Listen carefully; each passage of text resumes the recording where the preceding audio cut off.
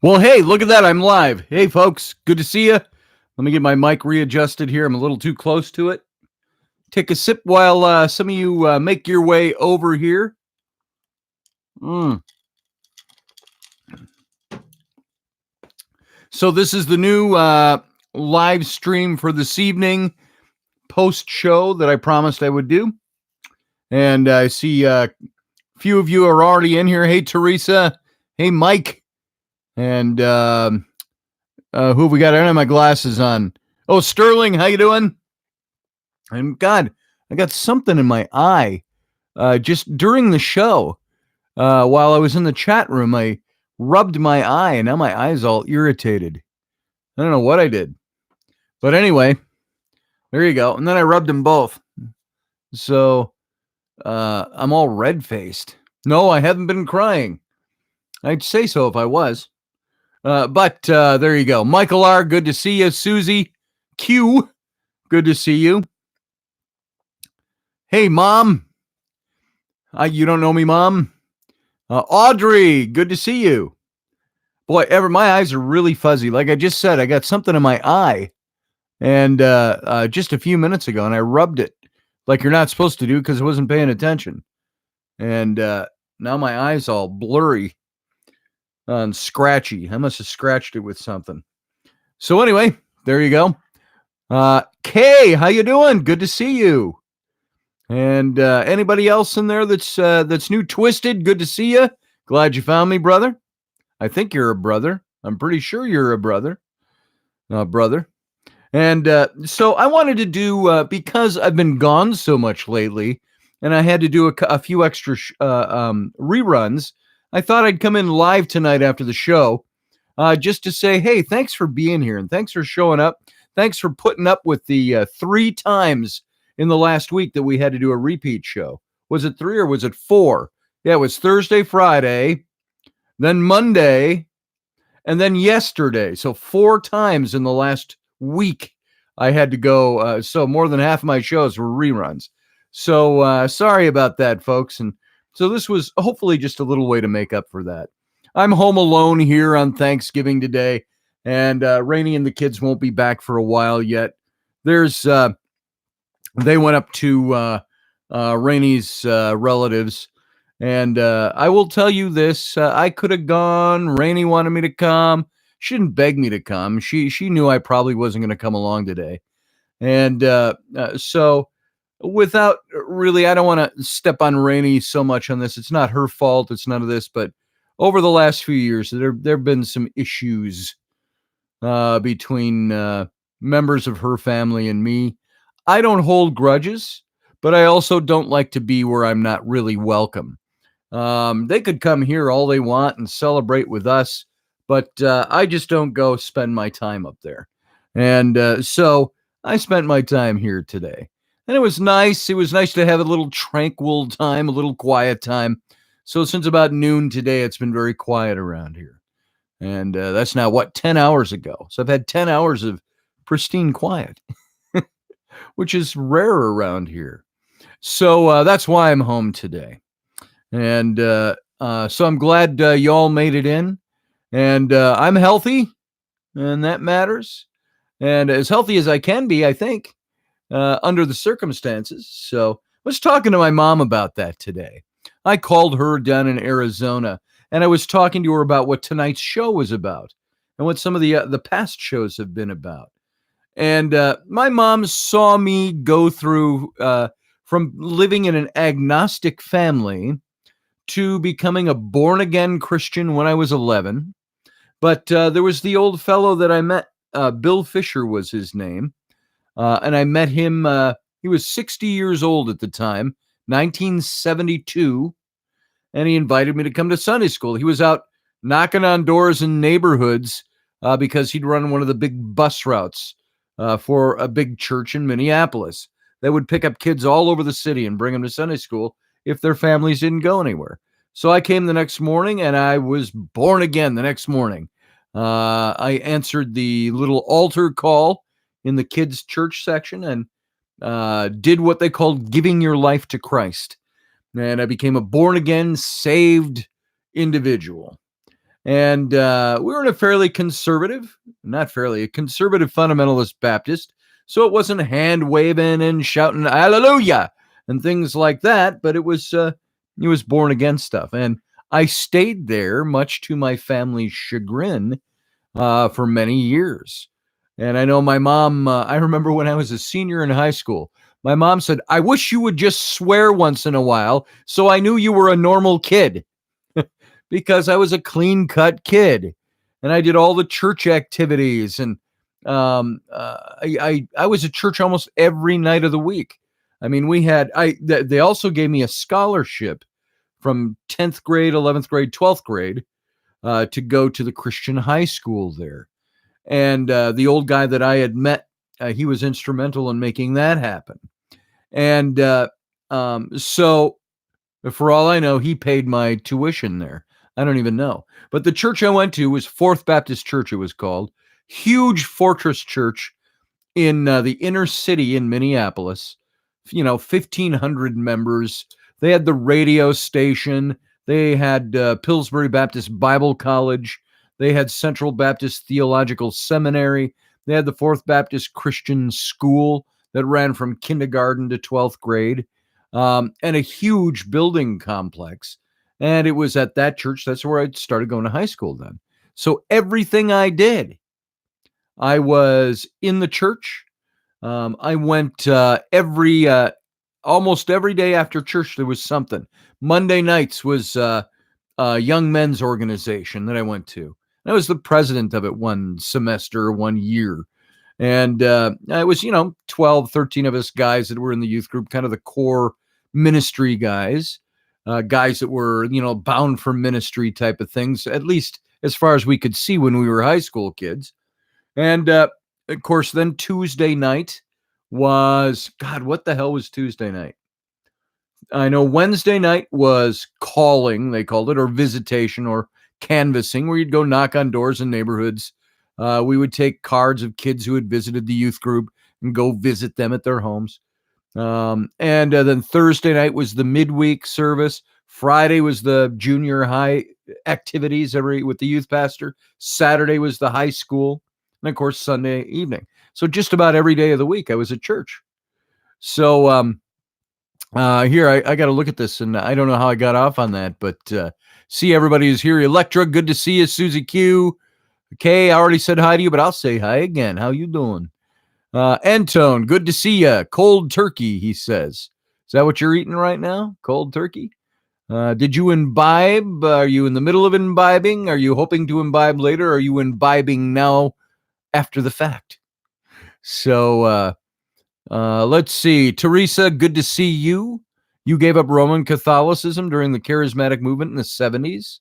Yep, you got saved later on, then hung out with some Pentecostals. Now, we always avoided the Pentecostals in the Baptist church. Well, the Pentecostals, they got problems. They're charismatics, as you mentioned, Teresa. So the whole thing about the Baptist church was marking and avoiding, because there's a verse in the Bible that says, mark and avoid, these people and that.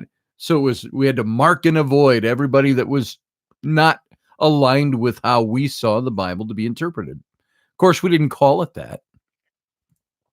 Let's see. Oh, Anton, you quit smoking. Cold turkey back in July. Oh, back in July. Yeah, if you're going to quit, my advice to people, if you're going to quit smoking, just stop. Don't worry about, I'm not going to be able to handle it or this. You know what? Anton, tell me it ain't true. Power of will. It's what you say. This is what I'm going to do. I'm determined to do this, and I'm done. And never shall I again look back unless I choose to. So there it is. Let's see. Perhaps you could smoke a hot turkey. Maybe you could, brother. Rocky Stucci, yo, good to see you, brother. How you doing? How was Thanksgiving? I don't know if Rocky's going on later tonight, but we weren't planning to do a show today because of events that we talked about. And so I have no idea what Rocky's doing tonight. He may just be a free agent, for all I know. So, what was I talking about? All this stuff that we're talking about in these no cravings or withdrawals, that's good, brother. You know, I quit smoking after my open heart surgery, and I just said, okay, I'll stop. I had so many nurses nagging me, doctors nagging me. And they're like, you got to quit. Every time they came in, you got to quit smoking. I'm like, dude, I already told you I'll be done. You don't have to tell me every time you talk to me. Well, now make sure you quit smoking. It's like, okay, I got your message, but I don't like to think I am weak-willed enough that I need 20 people telling me 20 days in a row that you need to quit smoking. And so I quit for a good 6-7 months. And then I had an event take place. Rocky knows what I'm talking about. July of that year. Rocky, if you remember, was the day before John's wedding. And so I had a little event take place, and I said, fuck it. I said, I'm smoking. And I smoked, I think, a pack the day before John's wedding, and I think I smoked 2 packs the day of John's wedding. And that was after having not smoked at all for 6 months. So let's see. And then doctors and nurses still smoke. Yeah, they do, Mike. So I've gone up and down with my smoking. Sometimes it depends on what's going on. Sometimes I just need, this one's for you, Rocky, the oral fixation. Sometimes I need to smoke. And I always had this romantic view of smoking. And I always said, I don't smoke because I'm addicted to cigarettes. I smoke because I'm addicted to liking smoking. And so I always saw it, as a writer, and I always pictured the dark room with the little lamp on the table and the typewriter, not a computer, the typewriter, with a glass of bourbon sitting by the side and an ashtray, and you smoke while you're writing. And as a matter of fact, I do have the bottle here. Even I got the Jameson here, but that's not Scotch. That's whiskey. So, so I always had this romantic picture. I smoke because I'm a writer. I smoke because I'm an intellectual. I've got pipes. I smoke pipes. Not as much as I used to, but I like the pipe smoking. And so everybody's like, you got to give it up. Oh, and we know why you had your heart attack. It's like, shut up. You don't know nothing. You don't know why I had my heart attack. And it wasn't because I was a smoker. There are other issues with my heart. So, but I just tell people, shut up. Anyway, Rocky's too immature. What are you too immature for? And remember, when you say that, you got to say it like a high school girl. So mature. But anyway, I like to smoke. Sometimes I'll have one a day. Sometimes I go the whole day and realize I didn't have a cigarette. Some days I'll smoke a half a pack. It all depends on the day. It depends on what's going on. Depends on sometimes how stressed I feel. If I'm stressed about something, I don't have anxieties. I don't get in your face because I have anxieties. I go out and have a smoke. So there you go. I had 3 cigarettes today, maybe 4. So there you go. You have a heart attack because you have a beautiful woman that is probably very active. There is a story there very early on. Now, you all know I'm 20 years older than Rainey. We met 15 years ago. So she's now 39. So she was 24, if I'm doing my math right, when we met. And I was 44. And I remember when we first started getting cozy with each other in life and dating. And I remember one of her favorite little jokey things was to put her hand on my chest after the fact and say, "You gonna make it, old man?" And I said, "Yeah, I'm gonna make it." So, so like people would say, "What are you dating such a young woman for?" And I said, "Well, this is the way I see it. Is I don't have one. She doesn't have one foot in. How was it? 1 foot in the cradle. Is that the old saying?" And I'd say, "No, she has 1 foot in the grave." So, anyway, And things were all good until a few years ago. I just started aging about 3 years ago. So there you go. Your mom's brothers were into the Pentecostal preaching. Um, Man, they were really, really, really Pentecostal. Yeah, I know what that's like. You know, I've seen it. I've been there. I never preached that way. When I was a preacher, I didn't preach like that. I didn't do the get up and the get your Bibles out and turn in your Bibles to Colossians chapter 3. Say glory to God. Give Jesus a hand, the hand of the welcoming hand for Jesus' Spirit to come in and fill your life and fill your soul. I didn't do any of that. That wasn't my style. I preached the way I talk on the radio. That's the way I always was. Yeah, I just about had a heart attack when I met my wife. I got to tell you. She had been dating someone else, and I even called her by the wrong name. You know, her name is Rainey. I called her Renee. And we were all out at the Irish pub, a bunch of friends of mine and I. And that's where a lot of the people from the Renaissance Festival, we used to hang out. And she came in. She had broken up with a boyfriend, guy I knew. And she walked in with a friend of hers, and she had like some kind of, women, women, I'm talking to you, the kind of dressy corsets for going out clubbing or going out on the town. She had a corset on, red, and it pushed all the ampleness she already had up to its fullest glory. And she had on this little black sweater over the top, and she had this big, just still does, this big mane of hair and gorgeous eyes. If you've ever seen my wife, the gorgeous blue, icy blue eyes. And she came walking in with her friend into the bar, and I'm with my buddies, and she walks by, and I said something stupid like, "Hi, Renee," because all the guys just stopped in their tracks when she walked in. And I was just like, and I called her by the wrong name. And so I said, "Hi, Renee." And she walks by and she does one of these things. You've seen it all. "Hi." And kept walking. So I wasn't trying to pick her up. I was just saying hi. She was hot. She was gorgeous. And then she ended up coming to, I had a little weekly gathering at my house every Thursday night. I've talked about it before.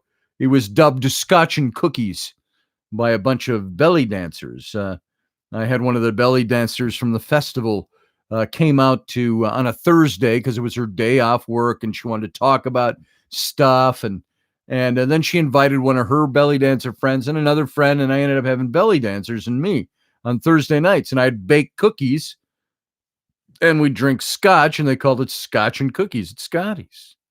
And so then I called all my guy buddies and said, "Come on, you got to join us on Thursdays." We'd have all the Irish bands would come out from festival, little Boran action and fiddlers and guitarists and singers. And so my 3 kids grew up around that. I had an open door policy at my house. Back door's always open. If you need to stop by for a meal, you need a place to sleep or crash or just stop by for coffee, I'm here all the time. And my back door's open if I'm not. And so that's the kind of crossroads that my kids got to see. Let's see. Twisted said, "I saw her just now." You're a lucky man. Where'd you see my wife? So anyway, Rainey started coming to Scotch and Cookies and on Thursday nights. And she had a little toy Chihuahua that she'd bring along, and her friend Kat, who I knew for years already from the festival. And so they started coming to Scotch and Cookies, and that's really how we hit it off and started seeing each other. So, and I'm glad we did. So some of the ladies would dance to the Irish jigs. I had a big birthday party at my house. Now, here's what I did. Hope you don't think this is weird. When my birthday rolled around, I would throw my own birthday party. But the way I did it was I would say, "Hey, everybody, I'm having a party for my birthday. Everybody show up. Don't bring any gifts, but bring a bottle of scotch to open and share." And I'd get 100 people coming in my house to birthday party. I remember when I turned 40, and Rainey was apparently at my 40th with her old boyfriend, who I knew, and I probably saw her there and missed her there. We're talking, God, almost 20 years ago now, 19 years ago. But she said she was there, but I had like at least 100 people came in and out of my house that night. And so it was fun times, and that's how I got to meet people and see people and stay home at the same time. I had a bar in my house, and we had taken the downstairs of the house and converted it into. It was just a typical Rambler house, Rambler Ranch style. I get them mixed up. The little stucco, just plain old house.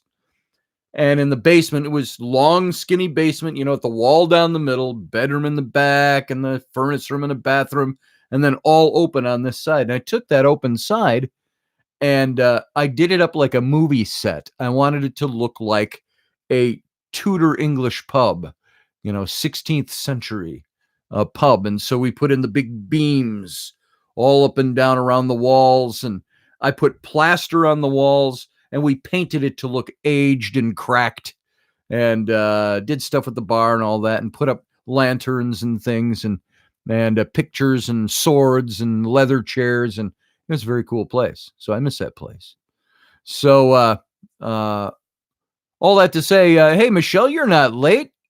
You're right on time. A wizard is never late. He shows up precisely when he's meant to.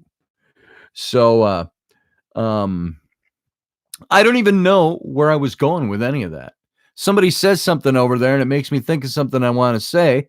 And I told Twisted, I told you I was going to tell a story about something at the end of the radio show, and now I can't, in the chat room, now I can't remember what the hell that was. So it wasn't like Animal House, Teresa. It was very refined, and I kept it very refined. So it was good times. There was no toga parties, and we weren't frat boys. I was too old to be a frat boy. So, when I met Rainey, yeah, that was just at the Irish pub. I met Rainey. So those were good times. And I think I told you the story of the one night of Rainey about the ghost in the house. If you didn't hear that story, tell me so, and I'll tell it here. If you heard it already and you don't want to hear it again, let me know, because we were in very haunted quarters in my house that I owned in Minneapolis. Never too old, you say. So, but there was a big storm in the Minneapolis, St. Paul area, and Rainey owned a house over in St. Paul, and I had a house over on the west side of Minneapolis. So a good half an hour drive by the highway to get to my place from her place. And so she called me up on the phone. She'd been to Scotch and Cookies a few times, and I'd gotten to know her. That's it. We hadn't gone out or anything. And she called me up because Kat, her friends, had called Scotty. Her power went out in her house with the big storms that rolled through that summer.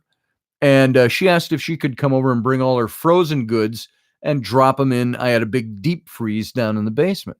I said, sure, bring them over. And she said she's bringing Kat and her boyfriend, Carrie, who was also a friend of mine. And the four of us we could hang out, and she'd bring some beers. So she did. We were hanging out. And late in the evening, I'm talking, this is like 2:30 in the morning. We're sitting around, we're playing chess, we're drinking beer, we're talking. And Rainey asks if she could, do you mind if I take a shower here? And they were going to spend the night, by the way, the four of them. And she said, could I take a shower? Because my water heater was out. And I said, sure, help yourself. So just go on back there to the master bedroom and the big master shower. And she went in there. And so I'm sitting out there with Kat and Carrie in the living room, and we're laughing and joking. And Rainey shows up there was an archway at the end of the living room that if you go through that, you'd turn right and go down the hall to the master bedroom and the master bath. So she comes out and she's standing in the archway.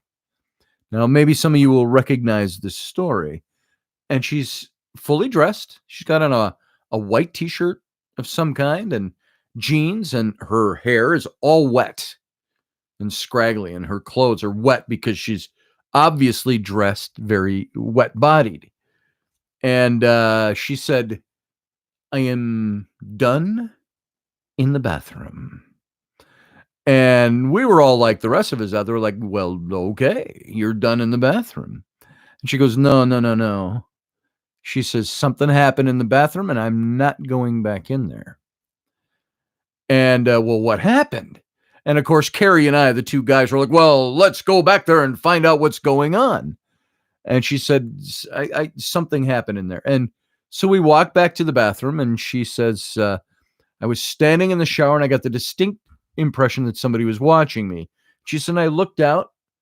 I didn't see anything, but I wanted to be done. So I got out of the shower and she said, my clothes were folded up sitting on the toilet seat. And she said, I reached for the towel and the drawer on the vanity opened up and slammed shut. She said, I threw my clothes on and I came out. And I said, wow. I said, you got to be kidding me.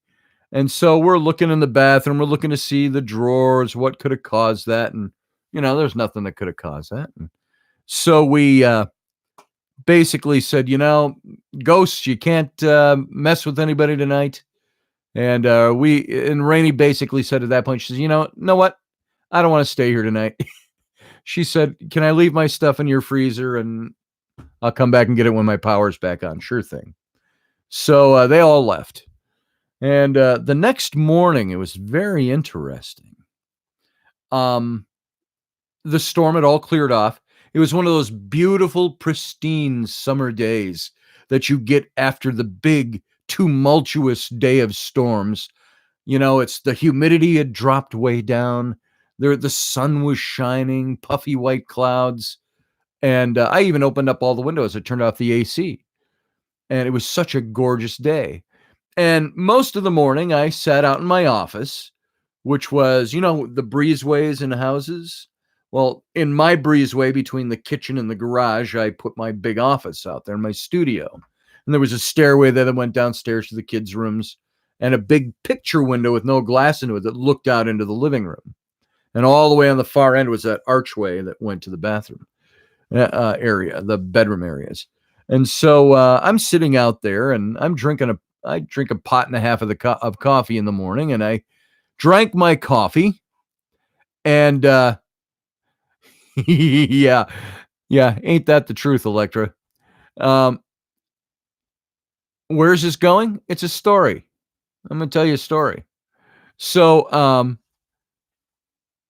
I went back at least 2 or 3 times in the morning to pee because I drink a pot and a half of coffee.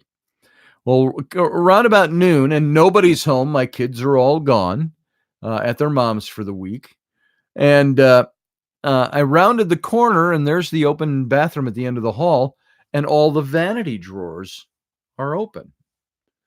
This is maybe the third time I had gone back there since the morning. This is around noon. And it's like a stair step going up to the countertop. And so I went, now that's interesting. Those drawers were not open the last couple of times I was in here this morning. And so I closed them up and I said, look, if anybody's here, if you're a ghost, if you're messing around, you're fine. I said, you can stay here as far as I'm concerned. I said, but don't fuck with my kids. I said, my kids will be home in a couple of days. And when they're home, I said, off limits. I said, or I will have you removed. And this kind of little activity kept taking place in that house. And we'd see once Rainey had actually moved in a few months later. And she had a couple of cats and we had a cat. And so the 3 cats would roam the house. And there were times where we would go out to grocery store. We'd come back. All the cats are closed up in that bathroom. And because we don't see any cats and the bathroom door's closed, you go to open it, but all the drawers on the inside are opened up, blocking the door. You can only open the door about 1.5 inches. And so I had to go get like a screwdriver, a butter knife, and because I had more than once. And I had to work the drawers all shut so I could actually open the door. So we had this going on all the time. And so Rainey, I found, is kind of attracts these things. She attracts spirits, but I also had him in the house before her. and different places I lived. So, um, yeah, Michael, that's the snow we're going to get at the end of the week. So that's the little ghost story with Rainey. Is she had the drawer open and shut in front of her, and it scared her off for the night. And now she's pretty used to the stuff. So there's been a lot of stuff that's happened since she's been in my life. So that's all I got on that. That was my ghost story. And yeah, got cock blocked by a ghost. That's that does remind me of one other little ghost story. I think I told you all this one before. I told it recently, and it had to be here or on Rocky's show. Um, before I was dating Rainey, just before, there was a woman that was a friend from the festival that said, "Hey, are you home today?" It was a Saturday morning. She said, "If you're home, let's have some coffee." So she stopped by, and she'd come to Scotch and Cookies before, and so she stopped by. We had coffee. We were talking. We ended up talking. We're sitting at my desk out in the breezeway in my office all day, just talking, talking until it was dark out. And it was winter, so it's probably between 4 and 5 in the afternoon. And now, just for the purposes of the story, um, nothing happened between us. There was no sexual activity. Nobody's clothes were taken off. Nothing like that. And that's an important feature to this story. She had long red hair, by the way, went all the way down to her butt cheeks. And so as we're talking, I said, I excused myself. I said, I'm going to go use the bathroom. This is in the early evening. And I walked back through the kitchen and through what was the little dining room of that house. It had a door on either side. We made it my little boy's bedroom. And so I passed through his bedroom. Then I could get to the back hall rather than go through the living room and the archway. And so I passed through that way. And about halfway through his room, and nobody's there again. None of the kids are home. And I walked through like a wall of freezing cold air. I just walked through and I went, whoa. I said, that's extraordinary. I said to myself. And so I go in and I go to use the bathroom and doing what guys do, standing in front of a toilet. And I went, what the hell is that? And I pull on it and there's a red hair. And I pull this red hair and find that it's all wrapped around my, what's the affectionate word? My junk. It's twined around my junk. And as I pull it, it unravels. And I pull that up and I'm holding up this big long red hair. And that's where it's important to the story to note there was no way for her red hair to get down my pants. And I looked up and I went, that's very funny. And I had a woman who is a psychic. They were good friends of mine. And she was a Wiccan and a psychic. And she said one time she came into the house and she stopped, and it was on a night for Scotch and Cookies. And she looks around, she goes, there's a jealous woman in the house, the spirit of one. She says, I get that every time I'm here, and there are some of the women here from the festival. She said, I get that jealous air here. And so I don't know if any of you have ever run into something like that. That's so physical manipulation of things. And there's that red hair wrapped around my stuff. How did it get there? How did it get all wrapped around in there? I think somebody was sending me a message, or somebody was having a pretty good time over on the other side. So that's another story connected with that house, and there's lots of them. So there you go. Now, I don't know what we're going to do here tonight. I said we were going to talk a little bit about some of the things we've been talking about on the radio shows. Just spend a little time here together talking about stuff. Anything you guys want to talk about? Why does it have to be red? Says Sterling. Yeah, I don't know. So, hey, you're welcome for the ghost story, Teresa. I got more where that came from. And by the way, my stories are unembellished. I have not embellished the facts, but I like to use words to create visual word pictures in your head. So when I tell a story, I like to tell you what the sun was doing outside, what shadows were being cast, what sounds were in the house, what was the mood, what was I smelling, what was the color of the light filtering in through the window. I like those features in the story. That's not embellishing the facts of the story because the facts don't change. But I like you to get a feel for what it was like at that moment when I experienced something. What was I feeling? What was I seeing? And so I think the best, not the best way, that's not how I want to say that. Good storytelling doesn't always involve changing the facts, but it does involve enhancing the setting so people know what was going on. So, thank you, Sterling. Appreciate that. Yeah, that was a visual, all right. Yep, there it was. That was a visual. So let's see. What do we got going on here? I can pull a card for you, Anton. I won't do a lot of this tonight, folks, but I might be able to pull a few cards for people here. Let's as a matter of fact, we can do a couple of readings, but I don't want this to be about readings tonight. But we can do a couple of them. All right? And we'll see what we can do here. Let's see. I got something here, and I don't know if it's even in here. I got all this pagan stuff here. Hold on.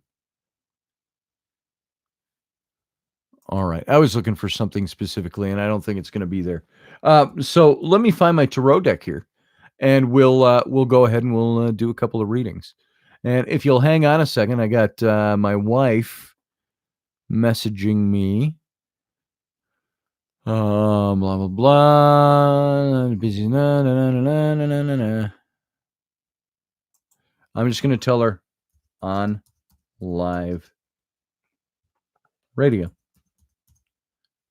or stream. This isn't radio. This is a stream. How's this for exciting live stream? So there you go. So now I've told my wife what I'm doing, so she knows what I'm up to. And let's break out the cards. I'll break out a card for Anton. Let me shuffle them up. So she's waiting for me. No, she's up at her grandma's house right now with my kids. She went to her mom's earlier with the kids, and then to her grandma's house. So, as I mentioned very early on, I don't go up there for reasons. And so she's having a good day with the kids. All right, Anton, if you were here, I'd have you cut the deck with your own hand. And since you aren't, I will do that for you. All right. I'm going to pull a card right off the top of the deck. I get the Ace of Cups. Now you see this card? There it is. This is in this deck. This is Cat Black's deck that she had done up. She created this deck, sent this deck to me. As a matter of fact, this is one of the prototypes. So I bought this deck from her, and it ended up getting stolen with all my stuff while I was reading cards at a Ghost Hunters, the Ghost Hunters television show at one of their events on the Queen Mary, by the way. Somebody broke into the room where I was doing readings, stole my bag, stole Christmas presents, stole my cards, stuff like that. So, Ace of Cups. Now, Cups is the suit of your relationships. It's the suit of your passions. As you know, there's 4 suits and then the major arcana. And the way I've always read this card, the aces are kind of these deliverers of messages, is the way I've always read them. This deck shows angels. And angels, of course, are what? They're messengers of God. And so this is the messenger in the suit of passions. And the passions, the cups can represent your relationships. It can deal with relationships you have of a personal nature, of a romantic nature, I mean, relationships with other people, relationships with family. It's all about the things that you sink the passions of your heart into. And many times the cups really start dealing with the not emotions as much as the passions of emotions that are involved in a relationship. And this is a card that's in the past. What this is kind of speaking to all by itself, and you know as well as I do, Anton, that a single card is going to be kind of vague. It's going to give you a message. What enhances it is when you spread it out and other cards enhance that, or what's the word I'm looking for? They build on this card and they enhance the message.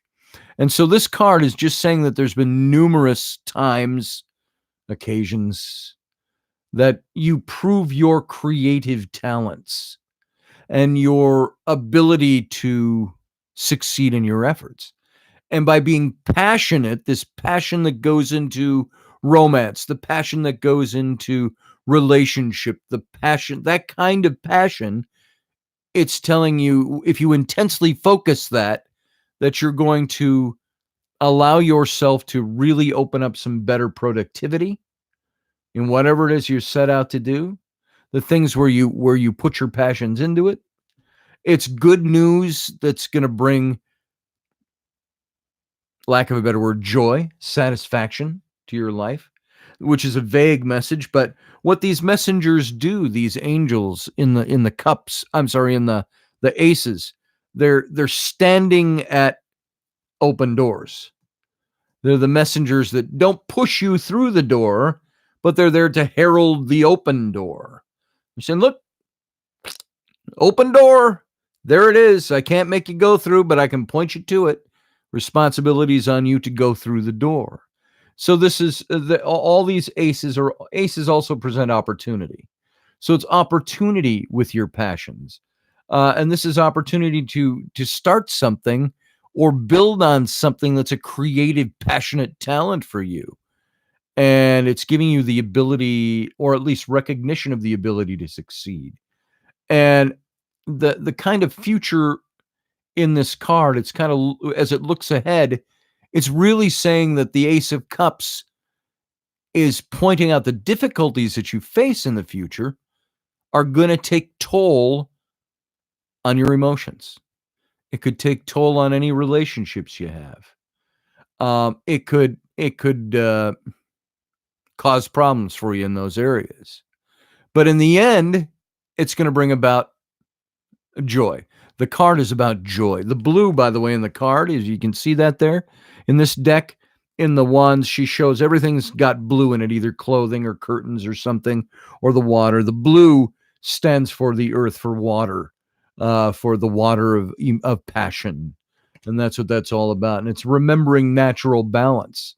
That's something that's going to bring you reward in something. So in essence, what this card is kind of saying to you is that there's stuff going on that you have the ability to sink your passions into, and you've already sunk your passions into it. And the open door is there to move ahead into something, or to move into sinking more of your passion into this.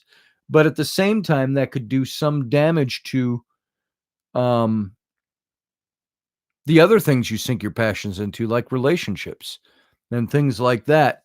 If you don't do this carefully, don't do it the right way. Maybe it's even if you don't take the opportunity. I'm not crystal clear on that. If I had other cards around this, they would modify this card or enhance this card. So basically, that's what the card means, and that's what it says. So hope that makes sense to you. All right. So Ace of Cups. So let's see. What kind of fingers, says Twisted? Oh, that's of Rocky Stucci. Okay. Thumbs. Thekthi fingereth cannoli. Why, thank you, Rocky. You like those? My fingers, 2, 4, 5. Boom. So, let's see. Teresa says they both rolled in the aisles, spoken tongues, suppressed women in the roles of the church. Yeah, I can see where you're going with that. With Pentecostalism, with Baptist, with fundamentalism. That's what they did. And even to, like we mentioned in tonight's show, this whole suppression of women teaching in the church and having leadership roles in the church. This is something that we saw all the way up until really very recently within our adult lifetimes, and still in some churches today. And so this is something that's hung over since the Orthodox Church took over. All right, folks, let's see what's going on in this chat room. Let's see. Hey, Carla, how are you doing? Thumbs up, peeps, to increase the looks at the live. Fantastic. Yes. Give it some thumbs up, folks. That only helps me here.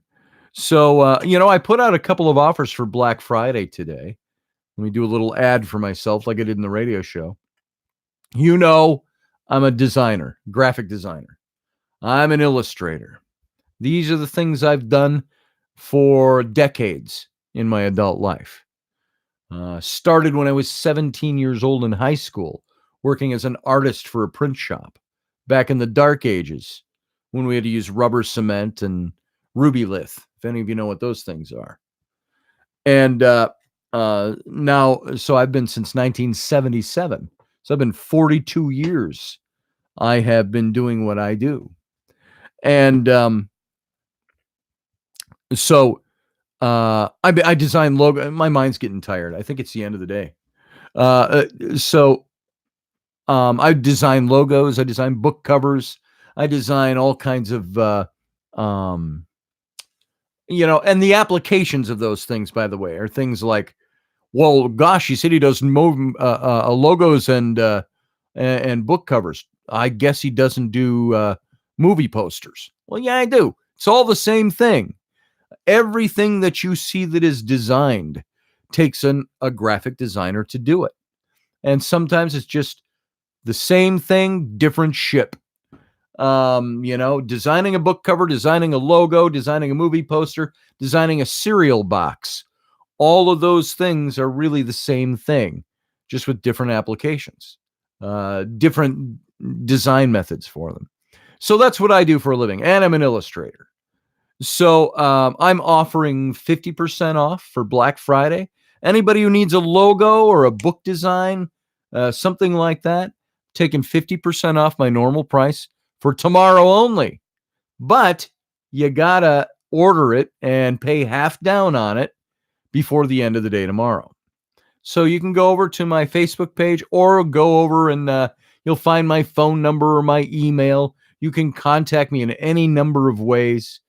Just give me a call on the phone and we'll put it together for you. We'll get a package put together for you.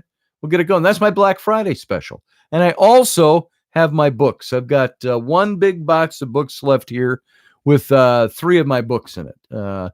The Rise and Fall of the Nephilim, The Secret History of the Reptilians, and The Exodus Reality. I've got those 3 books on hand. Not the same number of all of them, but I've got a few left. And so I'm giving those at 20% off for Black Friday only. 20% off cover price. So there you go. Just contact me and we'll get it going. There's my ad for my stuff. Audrey says, ScottAllenRoberts.com. That's it. You can find my phone number over there if you can't find any other way to get a hold of me. My email is over there. My phone number is over there. You can call me on this phone. It's this phone number that's up there. And you can also go to my Facebook if you're on my Facebook page and message me there. So there you go. If you can't find any other way to message me, shoot me a message in this video at the end. The comments on the video itself, not the live stream, the comments. And it'll pop into my mailbox. So let's see. Do I believe in dark magic? Is it real? You mean dark magic? Yeah, I believe dark magic is real, and it does have power. It's interesting. I was talking to my mom about magic today, just because we were talking about a bunch of stuff. And how I believe we all have the ability to tap into nature. You don't have to be a special gifted person to be able to perform magic or perform spells or things like that. You cannot know a single damn thing about doing spells or magic, and you can stumble onto doing dark magic. And dark magic, what by definition is dark magic? Jeremy, if I'm reading you right, dark magic is that stuff that is meant to do harm to someone. It's got ill intent or a darker intent to it. If that's what you mean by dark magic. So yeah, I believe anybody's capable of it. Now there is Travis Thorpe talks about it's not magical malpractice. Rocky, if you're still there, what is it that Travis calls it? Something magic malfeasance, magic malpractice, something like that. There's a fun little term he uses because there are people that are out there that do that. Absolutely, Michael. Humbled to have so many amazing friends. Okay. Oh, I thought you were answering my question, Rocky. Sorry about that. I have my glasses on. My eyes all fucked up right now because I got something in it and I rubbed it. And it's all, I put on my glasses and everything's extra fuzzy at the moment. So I just got to kind of look like this. So I got something in there. See, it's kind of red. But that's why I'm squinting. Yeah, you can't remember either. I can't either. So, but in answer to your question, Jeremy, yeah, I think dark magic is a real thing. Black magic, if you will. Yeah, I rubbed it, and it's like, oh, I got something in my eye. And I go, that's my finger. It's my kids always. I got something in my eye. I got your finger. Get your finger out of your eye. So, I hope that answered your question, Jeremy. You have a reason for asking? You got something going on, or just curious about it? It'd be interesting to know. So let's have Travis on Sunday night. That's a damn good idea, Rocky. I like that idea. I said fucked up. Yes, I did. I'm not on radio right now. I'm just on my stream. So when I'm doing my radio show, and Rocky and I are doing his radio show, we can't say fuck on that radio show because it goes out to terrestrial radio stations. Folks, there's one thing I got to make very clear. When we say we do a radio show, both of us are on a radio network that goes out to an internet network, Odyssey Radio, Rockies at Mojo, same people behind it. And it goes out to all the different internet streams, but it also goes out to terrestrial stations, which are governed by FCC laws. It's a radio show, just like a radio show. So when we're doing radio, we can't say fuck. And when we do, we get bleeped or we get in trouble. So if anybody catches it. Yeah, fuck was very likely the first word spoken, says Twisted. Yeah, something like that. And I used to not like the word.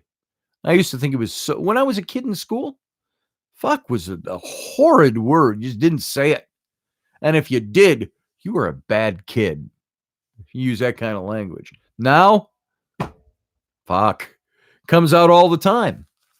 And as any kind of, and we all know the joke. It's a noun, it's a verb, it's an adjective, it's an adverb, it's a action word, it's a passive word. It can be a person, place, or thing. So it can be a personal pronoun. So, personal pronoun when my wife calls people, hey, Mr. Fucky McFuckerston, she'll call somebody. And my wife's a tough broad. So as hot and sexy as she is. So Anton's question, it says, great question, Anton. And I'm looking for it. Why is it that you never invite Rocky onto your show? He asked that earlier. Rocky, you asked that earlier? Rocky, would you like to come on my show sometime? It's because I'm on your show. You can come on my show all you want. Then we can have, imagine, folks, you could have 2 shows a day of Rocky and Scotty. Only on my show, it'd be Scotty and Rocky.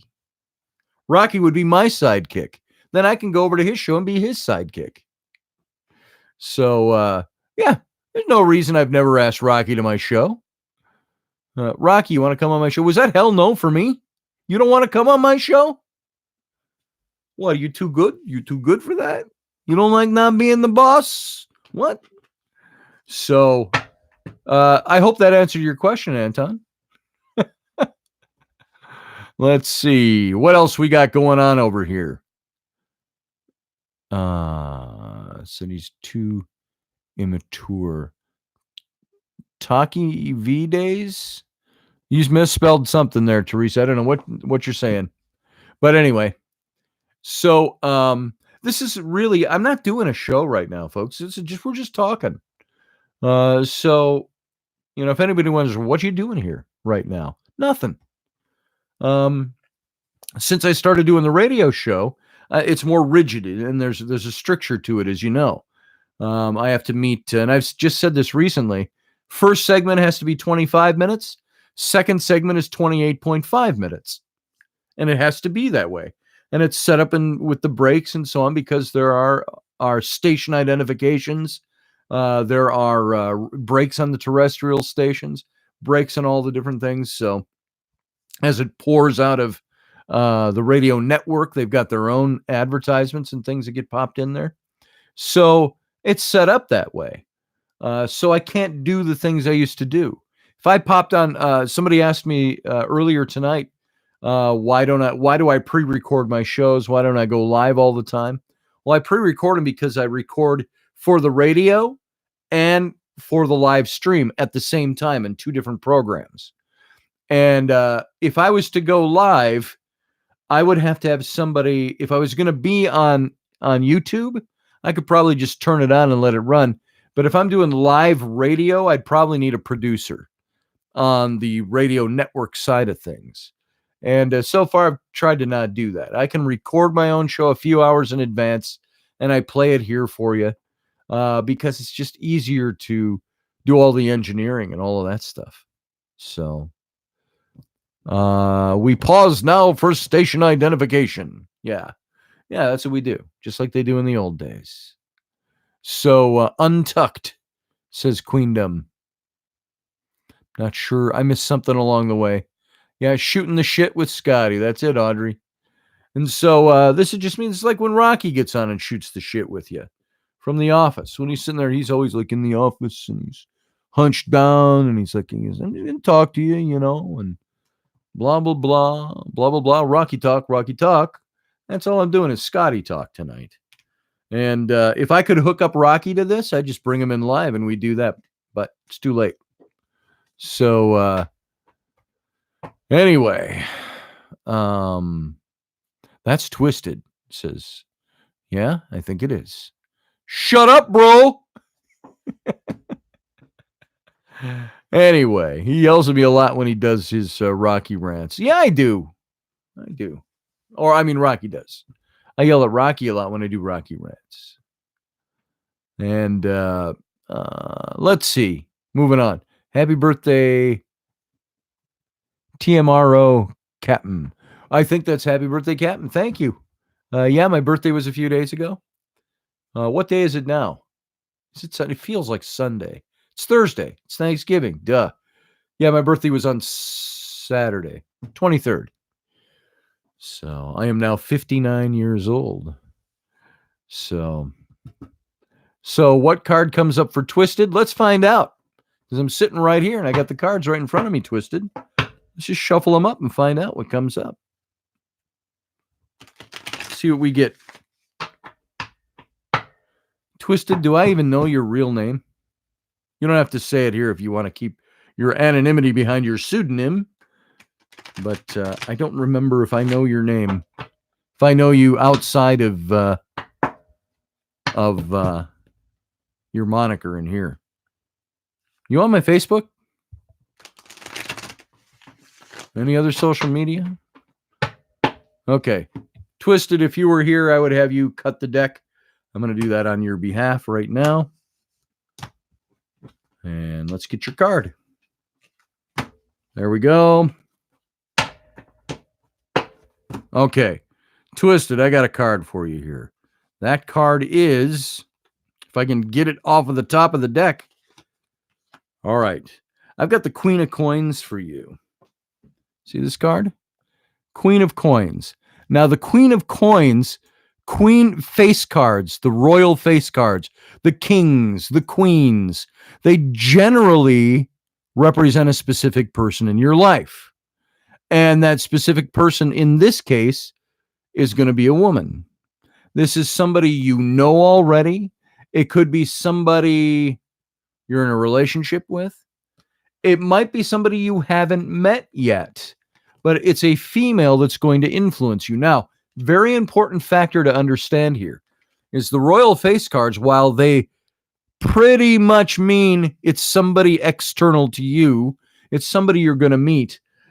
You can also have the attributes of this particular character coming from within. So it could also represent you.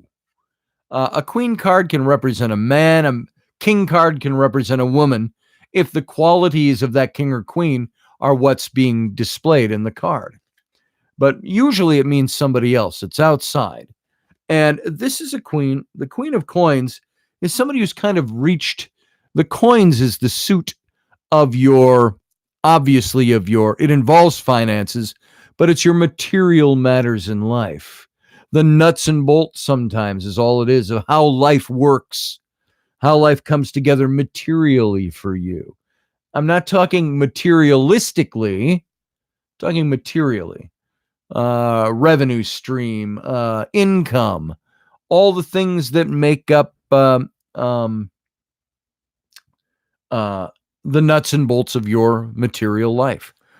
So that's what the coins stand for.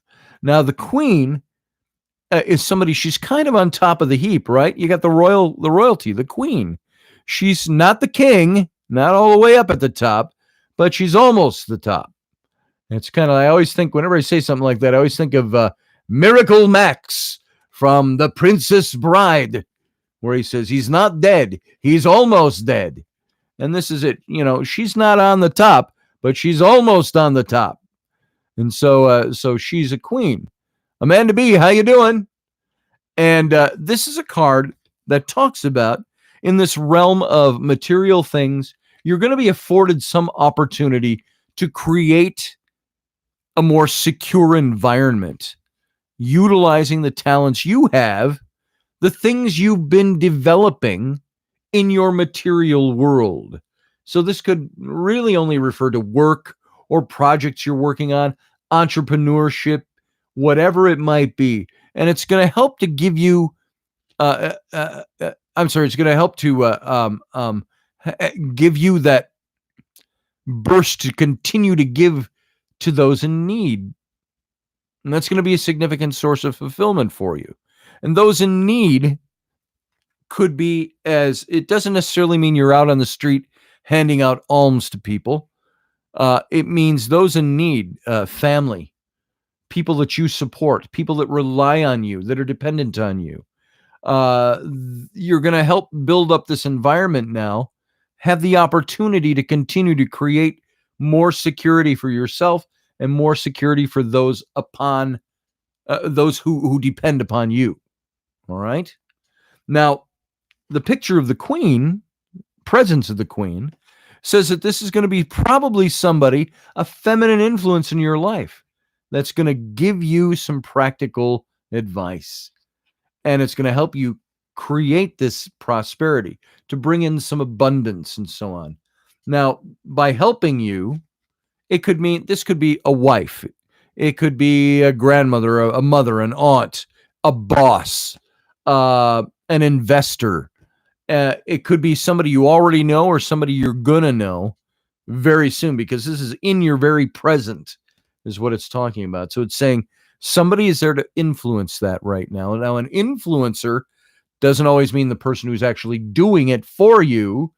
They're influencing the situation to help create an atmosphere for something to grow, for an opportunity to come, for security to be there. It could be somebody who's looking at your resume and wants to hire you, somebody that's looked at your pro formas and wants to invest in your company. It's that kind of a person. At the same time, it could be energy within yourself that you represent for yourself, the person who is doing that.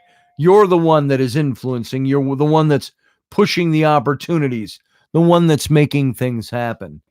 And all this means is for the outcome of this is that you're going to effectively utilize the talents that you've been developing, the talents you already have that are going to lead to your financial success in something. And now, financial success, does that mean you're going to have millions of dollars plopped in your lap and be set for life? Not necessarily. Financial success just could mean your needs are being met. Maybe a little bit beyond that. Maybe you're reaching beyond that. And so it's the idea with this is to keep in mind your more practical behaviors, and prosperity is going to find you, is the idea. And I hate cards that talk about prosperity's coming because it sounds so much like fortune telling, but that's not what this means. This is something to keep your eyes on because new things are coming. New things are happening. Jeremy just said it, life in abundance. And so that's what this is all about, Twisted. You need somebody who would explore the possibilities with you. I don't care about being rich. It's not about being rich. It's about, and I got to tell you, there's a lot of people out there who might say on the outside, it'd be nice to be rich, but all everybody really wants, what do we really want? Do we want to be multi-billionaires? And yeah, that's a dream. That's kind of cool. I could do with that. But what's life really about? I want to be able to pay my bills. I want to be able to take a vacation now and then. And I want to be secure. I want to secure hearth and home for me, for my family, for the dependents on me, and so on. So that's what life is all about. So, you want to be a rich bitch? Rocky says readings. I know Scotty won't admit it, but these reasons readings are from much more than the cards. Thanks, brother. I appreciate that. So there you go, folks. Twisted. That's your reading. I hope that means something. Let's get things done. Famous sucks. Yeah. Well, you're famous, so you would know. Electra. So and I don't say that flippantly. You know what you're talking about. Yeah. Sometimes that whole desire to be rich, the only thing about desiring to be rich is to saying, what did they say in Fiddler on the Roof? He says, if I were a rich man, he says, I wouldn't have to work hard. I'd be happy all my days and so on. Money doesn't bring happiness. That's true. That's not as true as the saying. Money doesn't bring happiness. Yeah, it does. Because the lack of money brings a hell of a lot of unhappiness. What money doesn't bring is inner peace and joy. And maybe that's the misnomer or the semantic word game in it. But money, the lack of it can bring an awful lot of unhappiness, especially in this society that we live in. So money, can buy happiness. Can't buy inner peace. Can't buy joy. Can't buy the lasting things. But it can sure pay the bills. All right? So, there's a part of me that says, I wouldn't mind being rich. I wouldn't mind getting up one day and go, hey, honey, let's go to Scotland today. Pack a bag. Oh, but I don't have all my... Don't worry, we'll buy all the clothes and stuff when we get there. Well, that's a nice thing about being rich, I suppose, is you have the ability to do those kinds of things. But that's the dream world. That's where, wouldn't it be cool to have that? Yeah, sure it would. But I'd settle for just having things on an even keel. So there you go. Let's see. You're still working on the subtle details in one card reading you did for me on Sunday. Oh, good, Michael. There was a lot there. I appreciate that. Thank you. Terry, Pork Chop Gang Terry. Yeah, you're right. Money can buy freedom. That's very true. If you can buy your freedom with money, that tells you we're enslaved. So if it takes money for me to feel free, to escape, right now, I'll be honest with you. Day-to-day life sometimes, you ask Rocky too and anybody, We have a certain contentment level that we reach with things, and we're happy about things. But there is a day to day that if you don't meet it, it causes an awful lot of stress. It causes heartache. It causes arguments. What do they say is one of the biggest causes of divorce in couples? It's money. How to manage money, how to handle it, not having enough of it. And people seem to think that divorce is going to solve that, and it doesn't, except in rare cases. But money is certainly one of those things that being rich is a luxury problem, says Jeremy. Yeah, you pretty much got hit it on the head there. It's a luxury problem. If I'm rich, I got to worry about what luxuries I'm going to buy rather than what bills I'm going to pay before they shut something off. So, yeah, that exists out there. So, yes, says Susie Q. Yeah, that's pretty much it. Audrey says marriage. Yeah. I don't have a lot of money, says Sean, but I have my son, and that makes me happy. Dude, you know what? When I won sole custody of my 3 children, my older kids, Abby and Bryn, my twin daughters, who are now going to be 28. My son is going to be 19. When I won custody of them back in 2001, I was unemployed. I didn't have a job. This was right after 9/11. And I got to tell you, right in the middle of 9/11 and all that. I lost my job at an ad agency right after 9/11, a month afterwards, because we lost all our clientele. Nobody wanted to. Advertising froze up, kind of locked down for about a year to a year and a half after 9/11. And I went into court. Believe you me, I went into court a little shaking because I didn't have a job and didn't know where I was going to get a job in my field. I was already 41 years old, and it's like the people that were hiring weren't hiring guys in their 40s. So it was tough at that time, but I went into court and I said to the judge, I don't have a job. I'm on unemployment right now. I said, but I'm freelancing and I'm starting to freelance and make little bits of money. I said, I'll do fine. And all I had to do was submit for the judge all the places I had looked for a job. And I gave a 2-page list of where I'd sent my resumes and said I was working. And you know what? Judge still gave me my kids. So, Sean, I know what you're talking about. I won sole custody of my kids when I was unemployed and didn't have 2 dimes to rub together.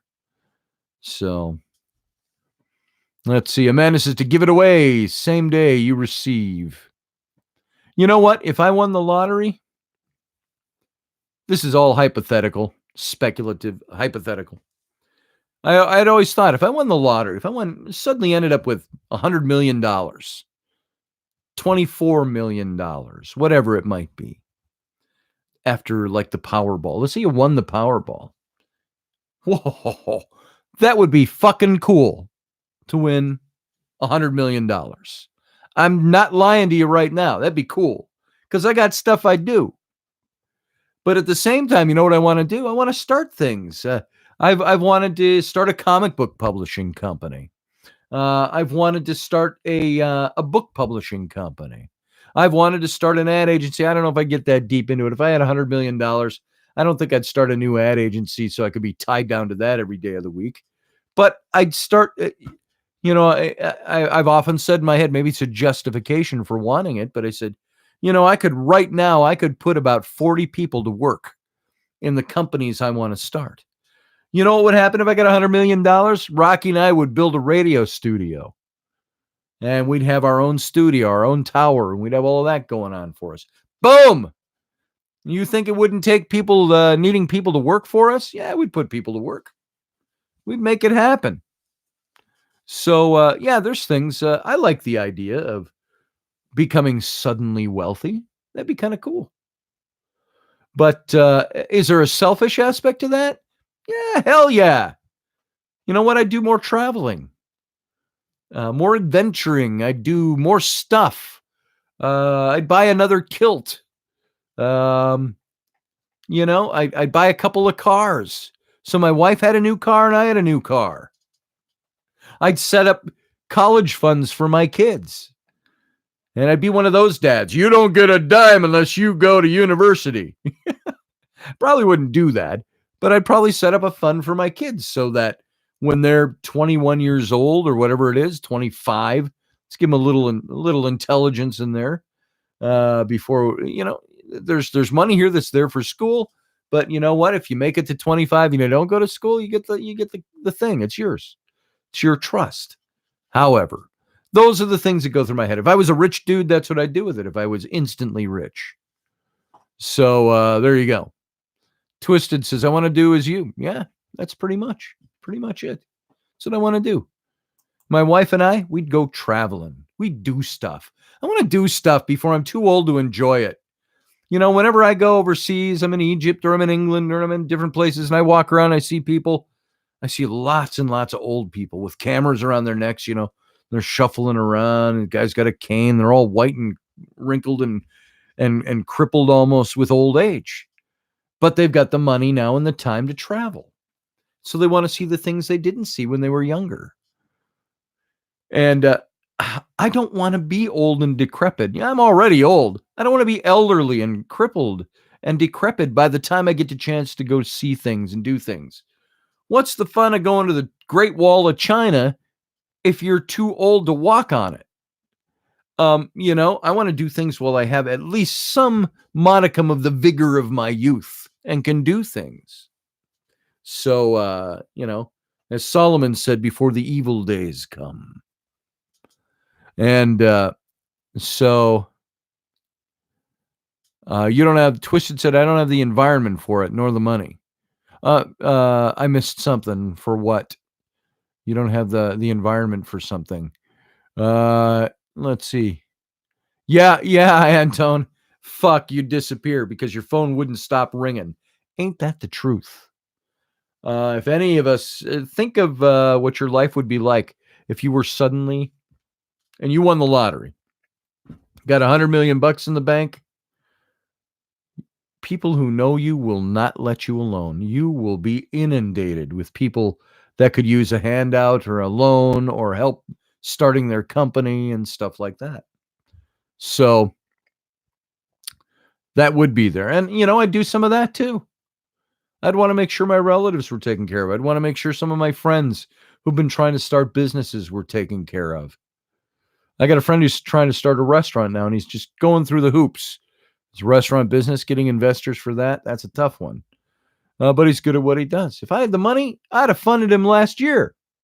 He'd be done. He'd already be up and running. He wouldn't be spinning his wheels, fucking off, trying to please this guy with this piece of paper or that guy. He'd be doing the work. So, and investors, they suck. By the way, I've been in the place where I've had businesses that I've tried to get investors involved in. Angel investors, private investors, capital investors. And they're never on your timetable. We had a guy that said he was going to do, there was a company we were going to put together that was kind of like comic books. I was trying to start a comic book company way back in the 80s and into the 90s. And then I put it on the wayside because we kept running into people that weren't on our timetable. Hey, yeah, let's meet on Thursday and we'll go over all your stuff. And I could probably do this for you. And you call on Thursday morning to confirm the 1 p.m. in the afternoon appointment. Oh, Bob's gone skiing. He took his family to Switzerland. They're skiing in the Alps for 3 weeks. I'm like, I had a meeting with him today at 1. Oh, he must have overlooked that. We'll make sure he gets your message when he's back. Stuff like that. I've been down that route so many times, it's unbelievable. I have presented so many business plans and pro formas and financials for projected businesses over the last 30 years that your head would spin. And it gets tiring after a while and you're just done. So, yeah, been there, done that. So know what you're talking about, guys. So, but I'm not regretting anything. I'm just saying, if I had $100 million, you know what? I'd fund myself. So, especially at the time, I was only looking for like $50,000. Talking 20 years ago. Now that same thing had cost me a good $250,000. So there you go. Fuck investors, says Anton. Fucking A, Anton. I believe you, and I agree with you. Let's see. Yeah, I hear you, Michael R. Your wife passed in 2012. Still recovering financially from that. I get that. There are some things that just tear us to pieces, not only emotionally, but financially. And we're done. Yeah, it would be nice. My spirituality doesn't need $100 million in my bank account. My life doesn't need it. My well-being doesn't. You know what needs it? My desire to not have to worry about my bills ever again. That's what drives that fantasy thought in my head. So there you go. Let's see. Just paid for a 10-card read. Oh, thank you, Melinda. Let's get it scheduled. Shoot me an email and or call me. Let's see. My email is just like my website, scottallenroberts.com. No. scottallenroberts@gmail.com. I knew I was missing something there. So there you go. Let's see. I'd buy an island and have hot dudes wait on my every need while I drank cocktails with cute umbrellas on the sand. So says Audrey. Yeah, that's a good thing to do. That'd be a good thing. You know what? Rocky Stucci Media and most of us here are channelers. Is Rocky a channeler? Is that what you're saying, Twisted? My grandfather did that back in the late 70s. He bought a little island, Audrey, down in the Honduras. North coast of Honduras is the Bay Islands, Utila, Wanaha, and Roatan. And it's on the coral reef there. And my grandfather was a scuba diver. So he'd go down there scuba diving. He saw this 40-acre piece of land on a little tiny dot of an island, Wanaha. It's about 3 miles in circumference. Only people who live out there, fishermen. There's no hotels and stuff like that. There might be now. Back in the late 70s, about $8,000. He bought 40 acres on Wanaha. And when he passed away in, what year did he pass away? 97? God, it doesn't seem that long ago. My daughters were little girls. They were like 3 or 4. 3 when he passed away. So this has got to be 25 years ago. He passed away. But when we were selling his land, he paid $8,000 for it 20 years earlier. In 97, thereabouts, it was worth $350,000. Now that's a profit. Now that just went to family members. It didn't go to us. There was other things that went to, but he sold that land. So he had 850 feet of white sand beachfront and coconut trees, banana trees, stuff like that on his land, undeveloped. It was pretty cool. So let's see. I don't think I have too much more for tonight, guys. Anton, Bare Naked Ladies. If I had $1 million, there you go. You'd buy the band? Or you're talking about real Bare Naked Ladies? So what would you do for $100 million? What would you do with it? That was my question. How would you use $100 million? How do you think it would change you? They say everybody, or all these nouveau riche who win these lotteries, they all end up destitute. I don't see that. I think the people who win that stuff and end up destitute in 5 years are dumb. They're stupid. There's ways to make sure you don't end up destitute. And I could do it with half that and not become destitute. So first thing I would do if I won the lottery like that, I'd go out and I'd hire an attorney and I'd hire a bookkeeper, probably a bookkeeping firm. And I'd make sure they invested my money well. I'd have a certain amount put away, certain amount I'd invest, certain amount I'd spend, certain amount that I'd put away for my kids, etc. And and I'd start a company or two, and probably my comic book company and my radio station with Rocky, and I'd make Rocky half owner. I'd say, Rocky, here's $1 million. Is that enough for you to quit your job? There's your bonus, your down payment bonus. Can we get to work now and build our own radio station? Boom. I am rich with family, Terry. That is a fact. Let's see. Yeah, Suzuki, just don't be silly with the money, and you'll be rich forever. I figured out if I won $3 million, I could live happily and securely the rest of my life. If you had $3 million to work with, you could make that happen. You could buy a house, a couple of cars. You could put money in the bank and live off of the interest and live a very good lifestyle the rest of your days. Let's see. Already have the blueprints, says Rocky. There we go. Yeah, Rocky'd be the station manager. So whenever anybody came to the radio station, I wasn't there, and they'd say, "Where's Scotty go?" Rocky'd say, "Oh, he's out fucking off somewhere. He went and traveled somewhere."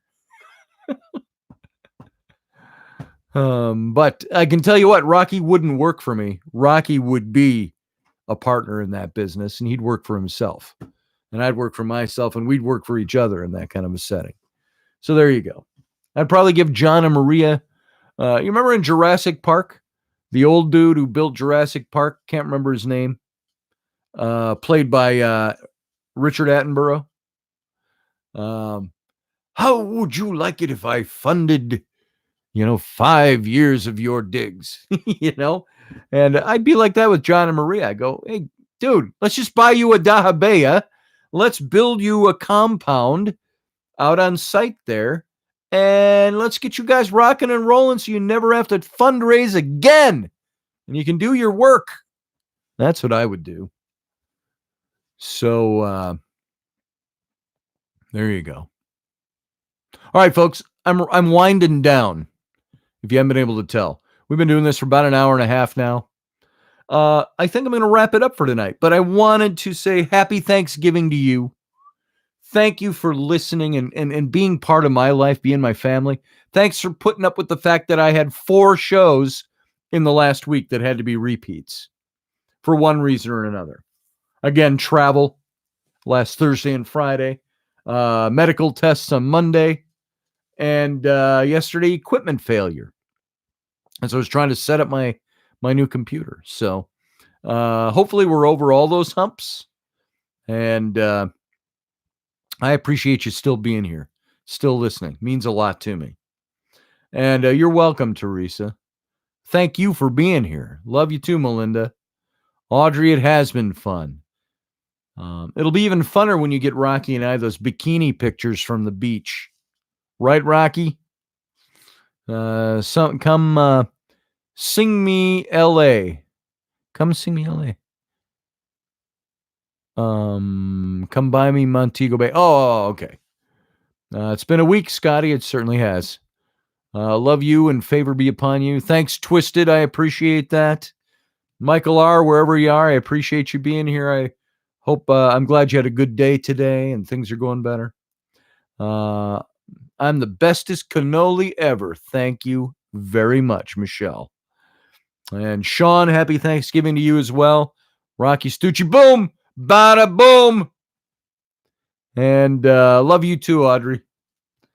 And there you go, folks. Everybody, if I didn't say goodnight, I hope I at least Susie Q, goodnight to you as well. Anton, goodnight to you. Everybody, Blue Flame, good to see you. And if I didn't catch you on the way in, I hope I caught you on the way out. Thanks for being here. Thanks for giving me your time. This was a unique evening because it was a holiday evening. Hopefully most of you don't have to work tomorrow and your companies aren't cheapskates and making you come to work tomorrow. So have a good day. I'll see you back here tomorrow night at 10 p.m. Eastern, 9 p.m. Central Standard Time, 7 p.m. Left Coast Time for the Intrepid radio program. I almost forgot what the name of my show was. So this is the long goodbye. I could just say see ya and hang up. But thanks for being here, guys. You're welcome, Anton. And a very mini reading. Readings, by the way, I do readings, folks, If you want to get a full reading, Melinda just signed up for one tonight during the show. I appreciate that. Go over to my website, scottallenroberts.com. Click on the tarot link near the top of the page. You'll see the text links for other pages on the site. Click on tarot, and there's a couple of PayPal buttons there. You get a 5-card reading, a 10-card reading. If you like what you see in the 1-card readings, imagine that 5 or 10 times over, modifying each other. It can be pretty illuminating sometimes. So there you go. All that does, it helps me feed my starving children. So thank you, folks, again. Have a good night. I love you all. See you again tomorrow night. Good night.